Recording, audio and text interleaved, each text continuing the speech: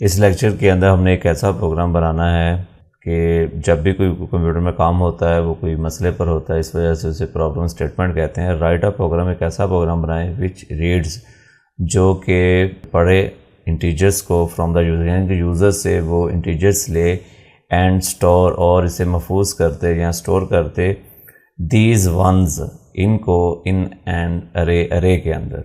User can enter a maximum of 100 numbers, user जो है वो 100 नंबर से ज़्यादा नहीं दे सकते इस प्रोग्राम को, ये शर्त है, एक कंडीशन है। कि ज़्यादा से ज़्यादा वो 100 नंबर जो है ना वो इस अरे में स्टोर कर सकता है। तो स्टॉप टेकिंग इनपुट, प्रोग्राम जो है वो इनपुट लेना बंद कर देगा व्हेन, जब यूज़र एंटर, जब जो यूज़र एंटर करेगा -1, जैसे ही वो इनपुट -1 देगा तो आपका जो प्रोग्राम है वो बंद हो जाएगा। ये प्रोग्राम हमने इस लेक्चर के अंदर बनाना है और इसको साथ साथ समझना है। इस स्टेटमेंट को देखें कि ये लाइन नंबर जो 7 है, इसमें मैंने इंटीजर की एक अरे बनाई है जिसमें मैंने उसकी जो साइज़ दिया है वो 100 दिया है, यानी कि 0 से स्टार्ट होगा इसका इंडेक्स और 100 तक चलेगा। इसमें 100 से एक ज़्यादा जो है ना वो अरे बने, यानी कि 101 तक ये अरे बनेगी, 0 इसमें इंक्लूड होगा। इसकी रीज़न क्या है, अरे है वो 0 से स्टार्ट होती है। जो आपकी मेमोरी है उसमें 100 कंटीन्यूअस जो है ना वो ब्लॉक्स बन जाएंगे, लगातार साथ मिले हुए ऐसे मेमोरी ब्लॉक्स बन जाएंगे। उन तमाम ब्लॉक्स जो डाटा टाइप वो इंटीजर होगी और उसका अरे नाम है। मैंने ARR रखा, आप कुछ भी रख सकते हैं, C रख लें, X रख लें, जो आपका दिल करता है अरे का नाम रख लें, उसी तरह रख सकते हैं जिस तरह एक वेरिएबल का रखते हैं। ये जो दूसरी स्टेटमेंट है इसके अंदर 2 वेरिएबल बनाए हैं, पहले का नाम Z रखा है, दूसरे का नाम I रखा है, साथ ही से इनिशियलाइज भी करती है। इन दोनों वेरिएबल को वैल्यू जो है वो 0 दे दी है। मेमोरी में 2 सेल बनेंगे और दोनों के अंदर जो वैल्यू होगी वो 0 होगी। शुरू में जो वैल्यू हम देते हैं बनाते वक्त उसे इनिशियलाइजेशन कहते हैं। इस प्रोग्राम में मैंने डू वाइल लूप इस्तेमाल किया, उसकी रीज़न ये है कि एक बार ज़रूर चले चाहे कंडीशन फॉल्स क्यों ना हो। अब देखें कि कंडीशन फॉल्स तब होगी जब ये z की वैल्यू -1 होगी। वो कहता है जब तक z के अंदर जो भी वैल्यू हो वो -1 ना हो, ये जो चीज़ है ये नॉट, इसका मतलब था जब तक नॉट इक्वल, इसके बराबर ना हो, एंड के लिए डबल एम्फेसिस, और i के अंदर जो वैल्यू है वो लेस देन हो 100 से, तब तक लूप तुम चलती रहो। ये कंडीशन जब तक ट्रू रहेगी ये जो लूप हमारी वो चलती रहेगी।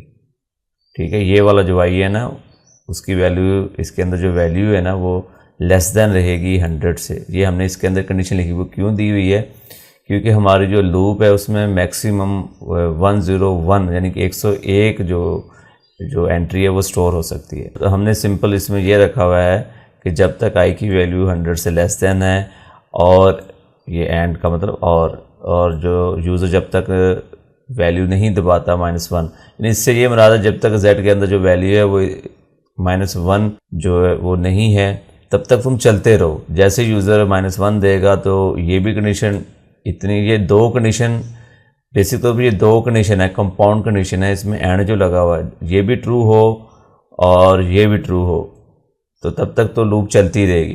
लेकिन जैसे ही ये भी फॉल्स होगी साथ ये भी फॉल्स, दोनों का फॉल्स होना ज़रूरी है। 2 कंडीशन है, एक तो ये और एक ये जब दोनों फॉल्स हो जाएंगी तो लूप जो है वो ख़त्म हो जाए, कंट्रोल नीचे वाली स्टेटमेंट फिर चलाना शुरू कर देगा। अब हमने हर बार यूज़र्स को ये कहना है कि नंबर दो, उससे इनपुट लेने के लिए इसके अंदर स्ट्रिंग बाद में लिखते हैं, एंड लाइन लिख लेते हैं। अब इस स्टेटमेंट के अंदर cout की मदद से हम यूज़र को ये मैसेज दे रहे हैं, फर्स्ट टाइम लूप चलेगी, प्लीज़ एंटर द नंबर -1 2, जो -1 आप दोगे तो लूप हमारी जो है ना वो ब्रैकेट के अंदर हमने ये लिखा है कि इनपुट एंड हो जाएगी। अब जो भी यूज़र इनपुट देगा लूप यहाँ तक रुक जाएगी। अगर आप cin इस्तेमाल करेंगे तब रुकेगी ना, cin इनपुट लेने के लिए जो है ना वो वेट करता है।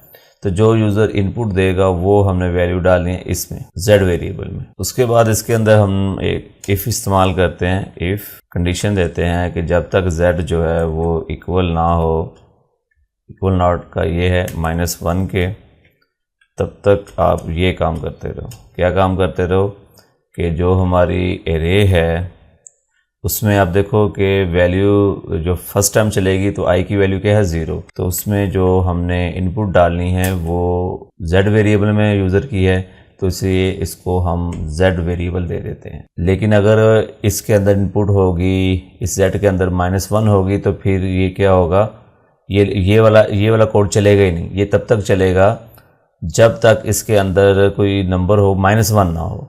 हमने ये लिखा है ना, जब तक z के अंदर जो इनपुट है वो -1 ना हो तब आप ये काम करते हो। जैसे ही -1 होगा तो लूप जो है वो एंड हो जाएगी। यहाँ तक तो हमने जो है लूप के अंदर कोडिंग की हुई है। अब इसके बाद नीचे जो यूज़र को हमने बताना है कि कितनी आपने एंट्री जो है वो दी है। अब देखेंगे कि जैसे ही लूप जो है वो हमारी एंड हो जाएगी, अगर यूज़र -1 दबाता है तो ये वाला फिर कोड चलेगा सी आउट वाला, the total number of positive integers जो आपने एंटर किए हैं यूज़र से। तो आगे वो अब इसमें वैल्यू किसकी बढ़ रही है, आई की वैल्यू बढ़ रही है। तो आई की जो वैल्यू है उसमें हम -1 करके प्रिंट करवाते हैं यहाँ पर। इसकी रीज़न ये है कि जो हमारी एरे का इंडेक्स होगा, क्योंकि वो 0 से स्टार्ट हो रहा है, तो हमने ये बताना कि टोटल आपने नंबर कितने एंटर किए हैं। तो 0 वाला इंडेक्स एक ज़्यादा है, तो जब एक ज़्यादा होगा तो हम आई के अंदर एक 1 माइनस करेंगे, तो उसकी टोटल जो है ना फिर वो इंडेक्स पता चल जाएगा। क्योंकि हम जब काउंटिंग यानी गिनती स्टार्ट करते हैं वो 1 से स्टार्ट करते हैं, तो वो 0 का दरमियान में फ़र्क निकालने के लिए -1 जब उसमें एक आई में करेंगे तो हमें पता चल जाएगा हमें टोटल कितनी बार इनपुट किया है। तो ये सिंपल सा प्रोग्राम जो हमारा प्रॉब्लम स्टेटमेंट थी वो टोटली तैयार हो चुकी है। मैं आपको चला कर दिखाता हूँ इसे। ये देखें, वो कहता है कि enter please enter the number. अब क्योंकि एंटर की वजह से ये नीचे वो ले आया है, ये लाइन यहाँ से ब्रेक करके उसने नीचे कसर ले आया है। अब इधर आप कुछ भी एंटर करें, 1 करें, फिर मैं एंटर करूँगा तो लूप दोबारा फिर कहेगी कि नंबर एंटर करें। चलिए मैं 5 देता हूँ, फिर वो लूप कहेगी। ये आपके जो है ना इनपुट स्टोर करता जाएगा जब तक आप -1 नहीं दबाओगे, क्योंकि कंडीशन तब ही लूप की फॉल्स होगी। लो ये मैं -1 दबाता हूँ, जैसे ही एंटर करूँगा तो वो आपको बता देगा कि आपने 5 जो नंबर है ना वो एंटर किए हैं। तो अब ये देख लें 1 2 3 4 5 और उसने टोटल उतने बता दिए। वो आई जो था ना वो इंक्रीमेंट हो रहा था ना, तो उसमें से हमने -1 कर दिया ताकि उसमें जो आई की वैल्यू है ना, ये देखिए यहाँ पर आई की वैल्यू मैंने 0 दी हुई है, तो 0 से आई स्टार्ट हो रहा है। 0 क्यों दिया है कि हम जो अरे है ना, जब फर्स्ट टाइम लूप चलेगी तो आई की वैल्यू 0 होगी, तो अरे का जो इंडेक्स होगा वो 0 होगा, तो पहली वैल्यू 0 इंडेक्स में स्टोर होगी। तो जब उस हमने टोटल बतानी है कि कितनी आपने इनपुट दिया, तो हमें फिर क्या होगा कि एक जो एंट्री है ना, यानी कि एक 0 को निकालने के लिए आई में से 1 माइनस करना पड़ेगा।